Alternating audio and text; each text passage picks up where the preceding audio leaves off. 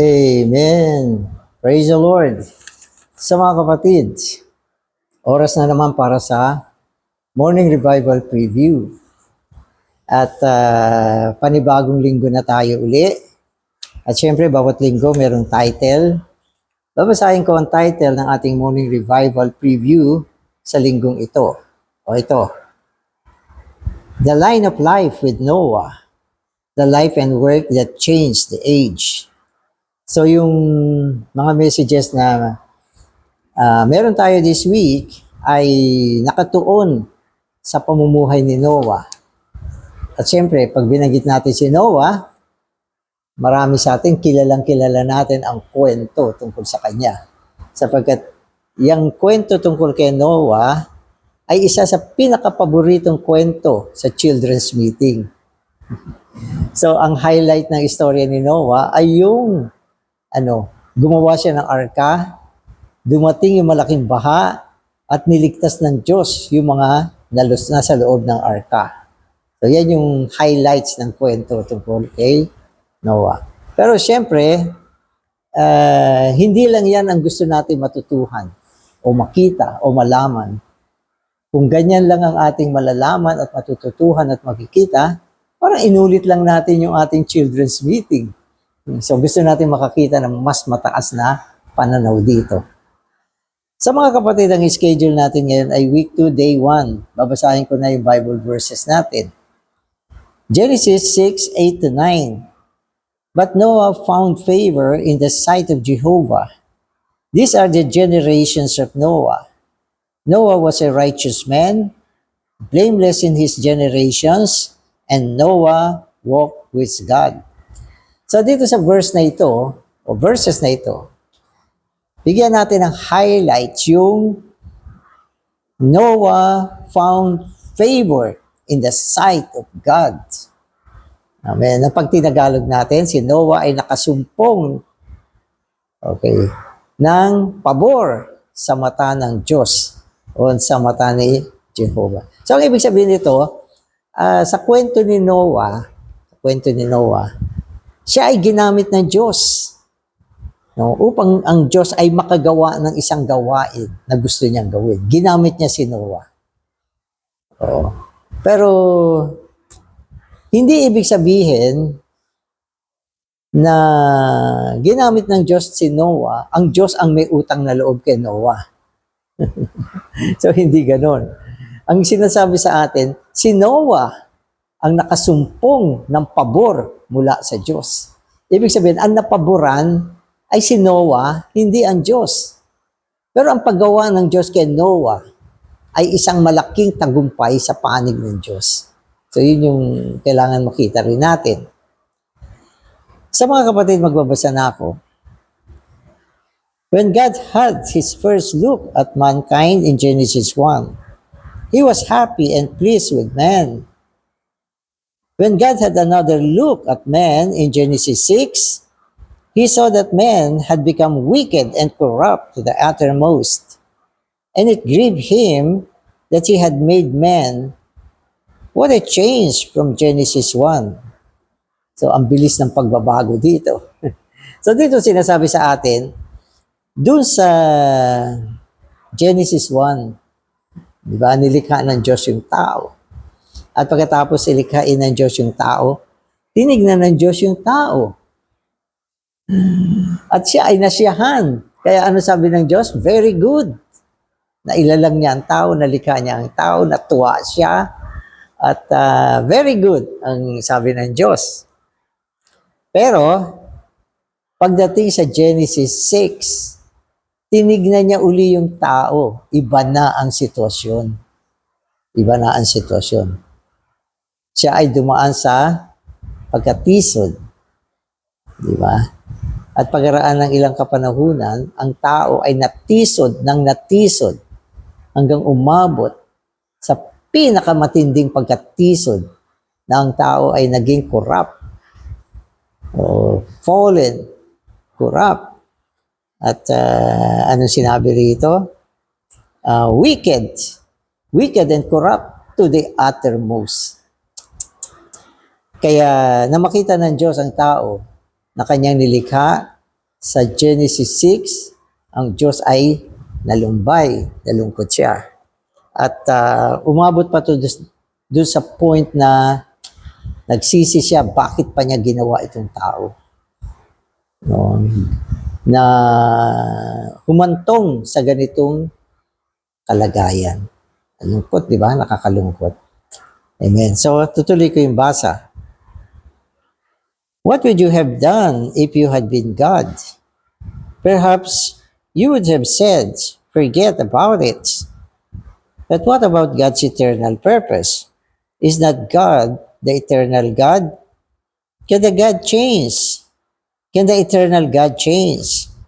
God is not a temporary God, but an eternal God.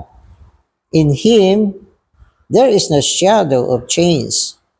Once He makes a decision, it stands for eternity.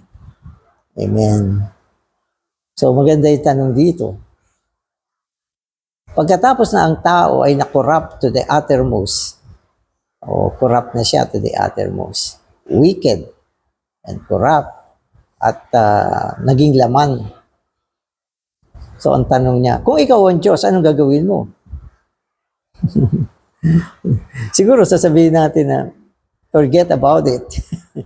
Ibig sabihin, papabayan ko na lang yung tao. Ano magagawa ko? Umabot na kayo sa ganyang kababang sitwasyon. No? At alam nyo, yung binabanggit sa atin, ito yung situation ng tao bago pinadala ng Diyos yung malaking baha upang puksain ang tao. No? At sinabi sa atin, ang tao ay umabot sa pinakamababang antas na parang wala ng pag-asang magamit pa ang tao. So yun yung nangyari nun. So ano ba yung pinakamatinding pagkatiso dito? Ito ay nung ang mga masasamang anghel ay nakipag-asawa sa mga kababaihan. So nagkaroon ng intermarriage. At itong intermarriage na ito, nagbunga ng mga higante. At unti-unti yung buong sangkalupaan na pupuno ng mga ganitong nilalang, mga higante, na bunga ng pag-aasawa ng masamang anghel at ng anak ng tao. Sipin mo, mga higante. Ang Diyos, hindi siya lumikha ng higante. At hindi rin niya pinapayagan na ang pag-aasawa ay maganap sa pagitan ng dalawang nilalang na hindi pareho ang espesya. Anghel, tapos tao. Nag-meet, nagbunga ng higante. Wow! Napakakarumal-dumal yan sa mata ng Diyos. Ayaw ng Diyos ang mga hybrid. ayaw ng Diyos yan. Kung ang isang nilalang ay aso, dapat ang kanyang maging mate ay aso. Hindi pwede yung pusa. Magiging hybrid yan at yan ay kasuklam-suklam. Ito, anghel. Ang anghel, hindi naman yan talaga nag-aasawa eh. Ang tao ay nag-aasawa, pero ang dapat mapangasawa ng tao ay tao rin. At magbunga ng tamang tao. Pero sa katusuhan ni Satanas, yan ay nangyari sa kapanahunan ng Genesis 6. Ngayon, paano ba gagamitin ng Diyos ang tao kung mga higante na ang lumabas? Hindi naman yan ang mga tao na nilikha niya. Paano niya gagamitin ito? Alam natin na ang Diyos, nilikha niya ang tao para talunin si Satanas. Pero paano pang tatalunin ng mga higante si Satanas? Ang tao ay naging lahi ni Satanas. Nung una, nagkaroon lang siya ng fallen nature. Okay pa, may pag-asa pa. Diba? Pero ngayon, paano sasagipin ng Diyos ang ganitong mga uri ng nilalang? Paano niya ito ililigtas? Wala na. Kaya sabi rito, kung tayo ang Diyos, forget about it.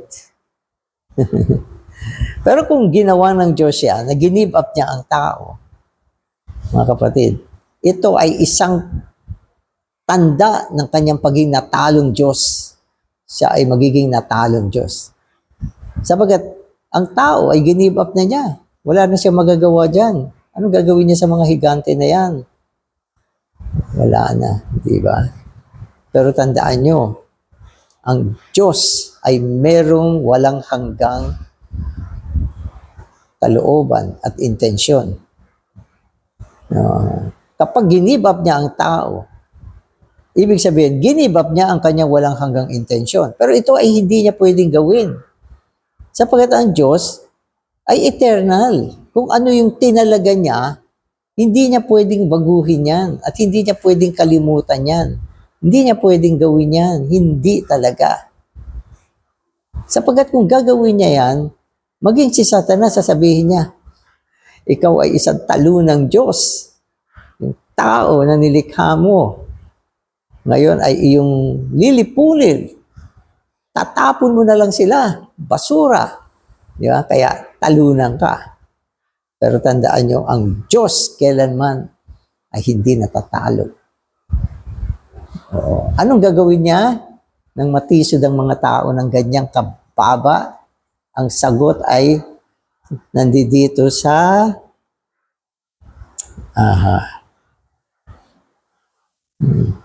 Genesis 6:8. So, nandiyan dyan. Ano yung sagot dyan? But Noah found favor in the sight of God. Nang ibig sabihin, nakasumpong siya ng isang tao. Okay. Upang kanyang lutasin ang ganyang sitwasyon. Upang lutasin niya ang ganyang sitwasyon. Kaya ang ganda nito eh. Kaya pwede natin pamagatan itong message na ito. But. So, anong but yan? But Noah. Baksak na ang Diyos. Wala na siyang magagawa. No? Sabi niya, nagsisi siya. Nilikha niya ang tao. At ang gagawin na lang niya ay ililipol niya itong mga tao na ito para matapos na. So, yun. No? At tungtuwa si Satanas nung marinig niya yan. Tungtuwa siya. Pero, naalala ng Diyos sigurado ang kanyang walang hanggang intensyon na gamitin ang tao upang puksain ang kaaway. Kaya sumagot agad. Anong gagawin ng Diyos? But Noah found favor in the eyes of Jehovah. Yan ang sagot. Amen. So today's reading na ako. Let us read Genesis 6:5 through 8. Jehovah saw that the wickedness of men was great in the earth, and that every imagination of the thoughts of his heart was only evil continually. In Hebrew, the words every imagination signify not only the imagination but also the purposes and desires. And Jehovah repented that he had made man on earth, and it grieved him in his heart. And Jehovah said, I will blot out the men whom I have created, for I repent that I have made them. If that had been all, there would have been no hope. Diba? So nung huli, sinabi ng Diyos, iba-blot out ko na lang, buburahin ko itong tao na akin nilikha. Sabi ng Diyos sa kanyang galit, no, sa nangyaring pagbagsak ng tao. Buburahin ko na lang kayo. Sabi niya gano'n. Amen. Okay. So sabi ng Diyos, I will blot out the men whom I have created, for I repent that I have made them. If that had been all, there would have been no hope. But hallelujah for verse 8. This verse begins with a big but. This verse begins with the big but. Anong big but ito? But Noah found favor in the sight of Jehovah. Ibig sabihin, bagamat ganyan na nangyari, gagawa ang Diyos, okay, upang ayusin ang sitwasyon ng tao, upang isagawa pa rin ang kanyang walang hanggang layunin sa tao. At ito ay magsisimula sa isang but. But Noah found favor in the sight of God. Amen. So the King James Version translated this verse, but Noah found grace in the eyes of the Lord. This is one of the greatest verses in the book of Genesis. Satan was glad to hear that God was going to blot out man from the surface of the ground. But Noah found favor or grace in the sight of Jehovah. That turned the situation and changed the age. So ang pinakamatinding accomplishment ng Diyos sa pamamagitan ni Noah na nakasumpong ng biyaya mula sa Diyos, hindi ang dahil nakagawa siya ng ark. Hindi yan. Hindi dahil lumakad siya sa Diyos. Hindi yan. O dahil ang Diyos ay nakasumpong ng isang righteous na tao sa lupa. Hindi yan. Oo, hindi yan. O dahil ang Diyos ay nakasumpong ng isang Noah na blameless. Hindi rin yan. Hindi rin yan. Ang pinakamatinding bagay ng paggamit ng Diyos kay Noah ay upang ibaling ang kapanahunan. Mula sa isang bagsak na kapanahunan, sa isang kapanahunan na bago, sariwa. Okay? At isang bagong simula. So yan ang highlight, mga kapatid. Yan ang highlight.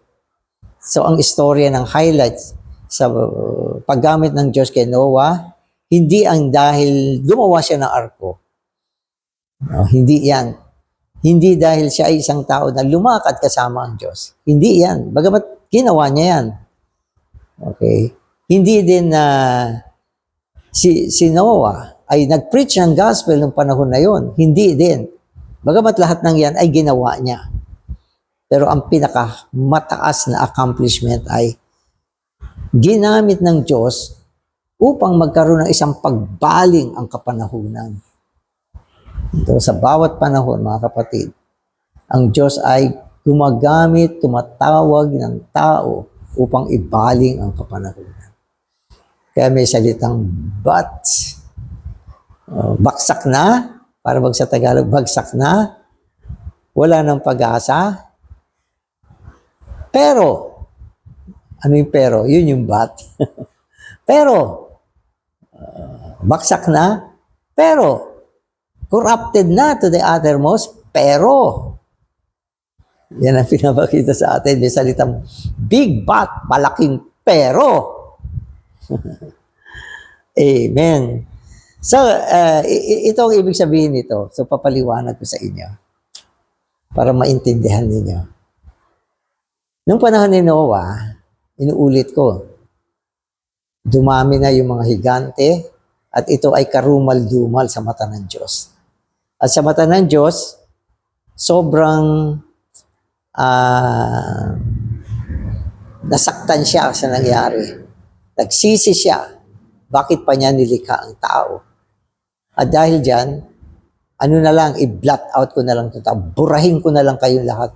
Tapos ng kwento. Okay. Subalit, nakakita siya ng isang tao. At si Noah naman, sa kanyang sarili, tungo sa Diyos, ay nakakita ng favor mula sa Diyos. At sa istorya ni Noah, inatasan ng Diyos si Noah na gumawa ng arka. Sapagkat nung panahon na yon, ang nasa isip ng Diyos, lahat ng mga bagay na karumal-dumal ay tatapusin niya. Gagamitin niya ang tubig upang lunurin, puksain, burahin itong henerasyon na ito. Napaka karumal-dumal na henerasyon. Subalit kung gagawin niya yan, pati yung lipi ni Noah, di ba? Madadamay dyan. Wala na matitira. Wala na matitira. Kaya kailangan gumawa ng isang arko upang yung sambahayan ni Noah na matuwid sa mata ng Diyos, okay, ay mailigtas mula sa isang malaking baha na pupuksain at tatapusin, okay, ang henerasyon na yan. At gano'n na nangyari. Gumawa ng arko si Noah, pumasok sila, kasama ng mga hayop, pair by pair. Okay? At yung arko na yan, ginamit ng Diyos upang i-separate ang isang bagong generation mula sa masamang henerasyon. At pagkatapos ng baha, nabuksan na yung arko at laman niya ang bagong henerasyon ng tao. Nasaan na yung lumang henerasyon? Wala na. Pag tumingin ka sa kapaligiran mo, malinis na. Nalipol na, kinain na ng baha. Anong meron? Bagong generation. Di ba? Bagong kapanahunan, bagong lahi, bagong mga tao na inihanda ng Diyos para sa isang bagong simula. Kaya yan yung accomplishment ni Noah. Hinatid niya ang isang bagong kapanahunan. Kaya yan yung resulta ng but Noah found favor in the eyes of God. Amen. Amen. Amen. In the midst of apparent defeat, there was victory through a man who found favor or grace in the sight of Jehovah. That was the turning point. If you read history along with the Bible, you will see that in every generation, when Satan has done his best to damage the situation to the uttermost, there has always been one man or a few people who found grace in the sight of God and who became the ones who turned the age. Amen. So itong pangyayari ay naulit-ulit lang naman. Siyempre, pagkatapos na maibangon niya yung generation ni Noah, meron siya isang bagong simula. At ang kaaway, hindi rin naman tumitigil yan. Gumagawa siya, pinupuksa niya, sinisira niya ang sitwasyon ng bayan ng Diyos. At ito ay nagdadala ng pagkababa, okay, korupsyon, at kasamaan sa bayan ng Diyos. Pero tuwing nangyayari yung mga bagay na yan, ang Diyos ay palagi may bagong simula. But, may but na naman siya. At pagkatapos ng isang but, anong meron? Bagong simula. Bagong henerasyon. Bagong kapanahunan. At itong mga tao na nakakita ng pabor sa mata ng Diyos ay naging mga instrumento ng Diyos upang ibaling ang bagong kapanahunan. So, yun ang ibig sabihin nito. Amen. Remember the history of Israel. Although they degraded lower and lower until they reached the bottom, there was much to the surprise of the enemy, a young man named Daniel. Daniel 1:8 says, but Daniel, kanina but Noah, ngayon naman, but Daniel set his heart not to defile himself with the king's choice provision and with the wine that the king drank. There in the book of Daniel, it says, but Daniel. Here in Genesis 6:8, it says, but Noah. So, anong panahon ni Noah? But Noah. Okay, anong ginawa niya? Turn the age. Nung panahon naman ni Daniel, but Daniel.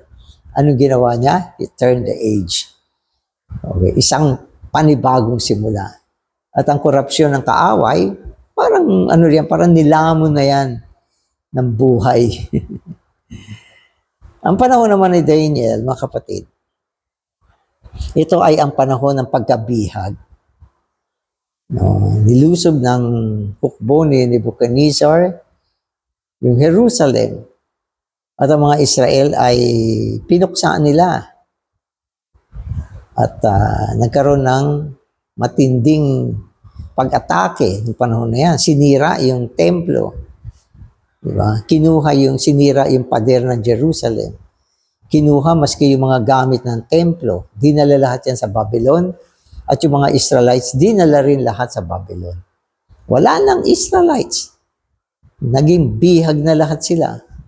Ano pang kinabukasan nila? Wala na. Wala na. At mayroong isang grupo ng mga kabataan na pinangungunahan ni Daniel. At sinabi sa atin, doon sa Babylon, ano nangyari? But Daniel, sabi niya. But Daniel set his heart not to defile himself with the king's choice provision and with the wine that the king drank. Si Daniel, hindi niya ininom yung mga inumin na iniinom ni Hari Nebuchadnezzar. Bakit hindi niya ininom yun? Ayaw niyang mapahamak. Ayaw niyang madungisan sapagkat ang mga inumin at pagkain na kinakain ng hari ay inoffer sa Diyos-Diyosan. At itong mga pagkain na ito at inumin na ito, tinanggihan ni Daniel. Hindi niya kinain yan.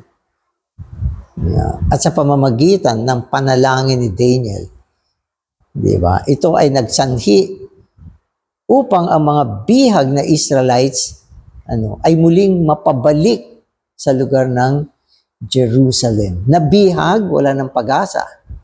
Nabihag, baksak na uli ang Israel, ang bayan ng Diyos. But Daniel,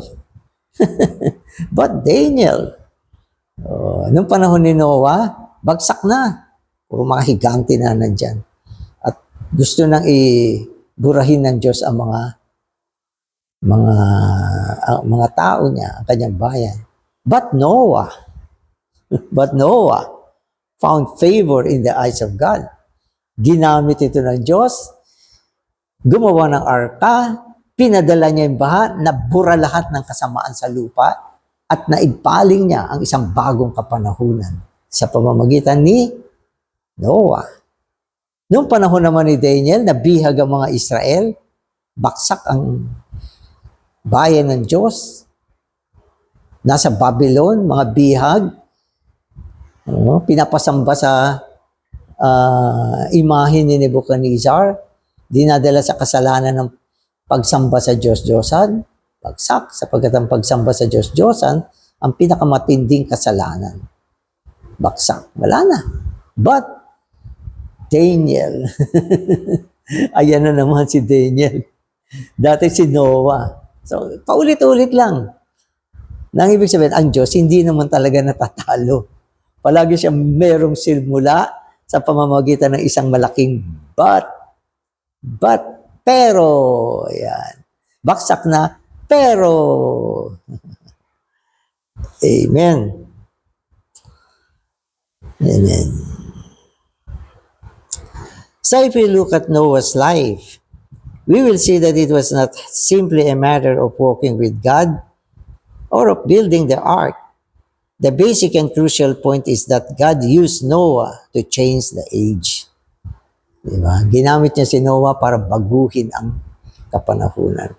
Mula sa napasama, napababa, at karumal-dumal na situation, na ibaling niya ang kapanahunan sa isang bagong kapanahunan. Amen. Okay, so malinaw na tayo dyan. Bumaling naman tayo sa tungkol sa church. Look at the situation today. If you read the Gospels, and if you see God's purpose for the church, you will realize that the church has such a high commission. The church was produced with God's life to express Him in His New Testament age. The church has been entrusted with such a glorious commission. There is no need for us to look into the past. Amen. So sa New Testament naman, mga kapatid, ang kapanahunan ay binago. Binago siya sa pamamagitan ng eklesiya. Diba? Sa pamamagitan ng pagdating ng eklesiya, nadala ng Diyos ang isang bagong kapanahunan dito sa lupa. Diba? Bago dumating ang eklesiya, ang kapanahunan ay madilim. Subalit, ang eklesiya, pagkatapos ng kamatayan at pagkabuhay na muli ng Panginoon, naidala niya bilang isang bagong henerasyon. Ano nangyari? Basahin niyo ang Book of Revelation, kung saan maging ang eklesiya sa panahon ng Revelation o Apocalypse ay napababa din. Napababa din. Ang 7 eklesiya, diba? May eklesiya naging worldly. Wala nang pag-asa yan. Worldly na yan. Napasukan na ng sanlibutan. Dumating ang eklesiya sa Pergamos. I think Pergamos. Ang eklesiya ay naging patay. Ang ibig sabihin ng patay, hindi siya naglilingkod. Naipasok ang clergy laity system, ang mga mediatorial system, ang mga ranggo na kung saan hindi na umiiral ang eklesiya bilang katawan ni Kristo. Naging pastoral system siya. Diba? So, baksak na rin ang eklesiya. At panahon ng Thyatira, diba? Maging ang mga Diyos-Diyosan na dala tungo sa loob ng eklesiya. Nagkaroon ng mga karumal-dumal na bagay sa loob ng eklesiya. Bagsak na rin ang eklesiya. Diba? At maging ng panahon ng Ephesus, na iwala ng eklesiya ang kanyang unang pag-ibig sa Panginoon. Baksak din ang eklesiya. Diba? Ano pa? Nung panahon ng Laodicea, ang eklesiya ay naging, malahininga. Diba? Malahininga. Punong-puno ng opinyon. Maging ang Kristo na meron sila na itaboy nila sa labas ng pintuan ng eklesiya. So in other words, dumating nga ang eklesiya, pero ang eklesiya naman nailagay sa napakababang situation na hindi na rin magagamit ng Panginoon. So ano nangyari? Pero meron na naman but. Ano yung sumunod na but? Ito ay ang pag-raise up ng mga local church sa kapanahunan natin. But the local churches in our age was raised up. Amen. The present situation is sufficient to show us how much the church has fallen and deviated from God's proper goal. But do not be disappointed. Though Satan has done his best, God still has a way to carry out his original purpose. Among all the defeats of God today has raised up local churches to change the age. Anong ginawa ng Panginoon sa mga huling panahon? But He raised up local churches to change the age. Nasaan tayo ngayon? Nasa mga eklesiya lokal. At ito ay nagdala ng isang kabagong kapanahunan, okay, sa loob ng eklesiya. Walang talo. Walang talo. Laging merong but. Maging ikaw, pwede ka maging isang malaking but. Amen. So, salamat Panginoon, ikaw ay victorious. Isang Diyos na hindi nagagapi at hindi natatalo. At patuloy na nagsisimula at patuloy na naghahanap ng tao o mga tao na magbabaling ng isang bagong kapanahunan. Salamat maging kami ngayon na ibaling kami sa isang bagong kapanahunan para sa declaration ng tagumpay ng Diyos. Salamat, Panginoon.